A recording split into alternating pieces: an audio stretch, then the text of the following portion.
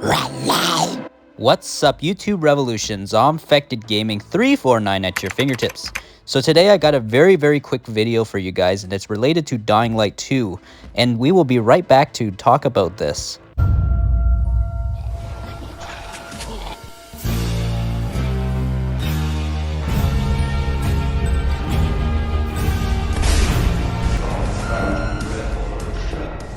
So Techland finally revealed the long-awaited fall and winter in Villedor roadmap, and this is actually very good news finally, and something good to talk about in the Dying Light community. So it looks like starting October 23rd, we will be getting another big update for Dying Light 2, and this one's actually looks really good. We are getting new missions, co-op missions, it says, board quests, I don't know what those are, replayable GRE anomalies. Weapon repairing is coming to the game, so that means that workbenches are actually going to work properly. We don't have to use that correct charm all the time anymore. So you don't have to, go and look for that Easter egg, of course, for the correct charm. So yeah, finally good. So yeah, you get to finally fix your weapons for the first time ever properly this time. And of course, new enemy variants. So yeah, we're finally getting new enemy variants since almost an entire year. Well, actually, it's been an entire year now. And new knives and pole arms. Don't know what those are. Definitely new types of weapons, and we're also getting new outfits as well. Of course, we're getting the Vampire the Masquerade a crossover event in October as well, and we're getting a Halloween update as well.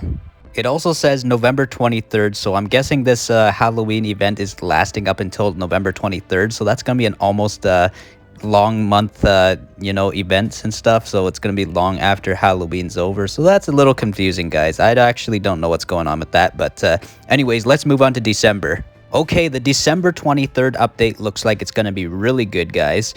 We are finally getting text chat in the game, so now if you don't want to use a mic, you can finally now communicate to people with the text chat, which is good. So if you want to trade with people, you can just tell people, obviously, hey, you want to trade, stuff like that. That's good. And there's also gear and mod dismantling. That sounds really good as well. So yeah, more welcome addition to the game.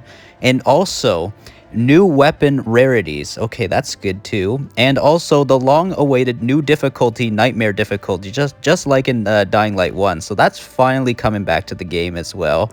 And we're also getting a new For Honor event coming into Dying Light 2 as well. That's a Ubisoft game, so that's going to be interesting to see. And also the Christmas update. So just like that Christmas update from last year, I don't know if there's going to be snow coming to the game, because I remember some people were wondering if snow was going to come to the game last year's Christmas event. Honestly, I don't know, but let's talk about the elephant in December 2023. That's the firearms are coming. So firearms are actually coming sooner rather than later. I actually thought we weren't going to be getting firearms until like 2024 with the Dying Light 2 New Frontier Story Expansion DLC 2, but it looks like we're going to be getting firearms in December, so that's good. So people who actually really wanted firearms in this game, come back in December, guys. You guys will be getting firearms and stuff, and I actually don't know what type of firearms are going to be coming to the game. I don't know if they're going to be like modernized weapons or makeshift weapons, but yeah, stay tuned to the game, guys. You might be very happy to finally play with that. I know that it's people that are not really that big a fan of the firearms and stuff. It's not like you're forced to use the firearms. You can just stick to your modern Dark Age styled melee weapons. But anyways, guys, let's move on to the next part, which is starting in 2024. Alright, so the beginning of 2024, it looks like they're calling it the anniversary event, the second anniversary event. And what this will bring is new finishers to the game, and they're also going to be bringing explosive knives and explosive throwing stars. So, just like in Dying Light 1, so a lot of things from the first Dying Light are finally coming back into the game, which is really good. We also got the bloom on, bloom off sort of thing. So finally, we can finally turn off that annoying bloom.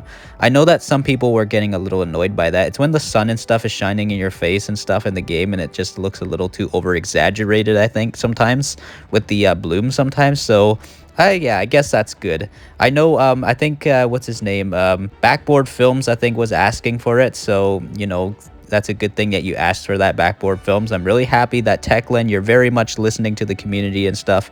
You guys are not a perfect company, Especially, you know what, obviously I know a lot of people are getting, you know, very annoyed with the whole DL points thing, but you guys are still very much listening to the community, which is a really good thing, which is a lot of video game companies don't do that these days. But you guys are still listening, which is really, really good. At least that's still something. Of course, you know, we got to give credit where credit is due, obviously, so that's what's good. And as you can see right here, it says community mod support. I wonder what that means, guys. I wonder what that is. Is that for PC? Is that for console as well, or whatever, something like that? But yeah, let's talk about the elephant in the room also too, the tower raid. So that means that must be a new mission coming to the game. So that means we're finally getting some big stuff coming to the game. I wonder what this tower raid's going to be like. I wonder if it's going to be kind of like that one summit type of game mode from the Division 2. It's apparently where you go up the tower in New York. It's part of Warlords of New York in Division 2. If you guys don't know what Division 2 is or played Division 2 or something, if you guys know, you guys are probably familiar with the one game mode called Summit. You got to go up floor by floor, clear out waves and waves of enemies, and it increasingly gets harder and harder and harder. So I wonder if this is going to be like something similar to that.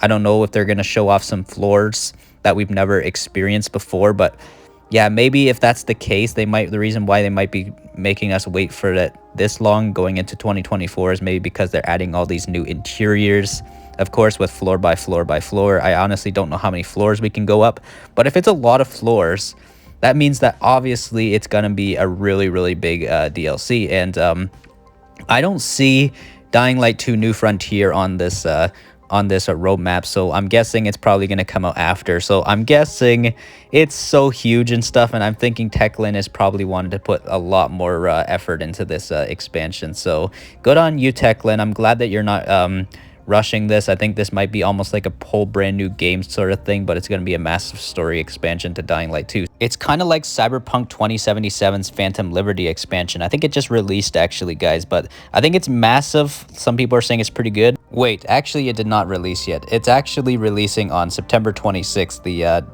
Cyberpunk 2077 Phantom Liberty. But anyways, yeah.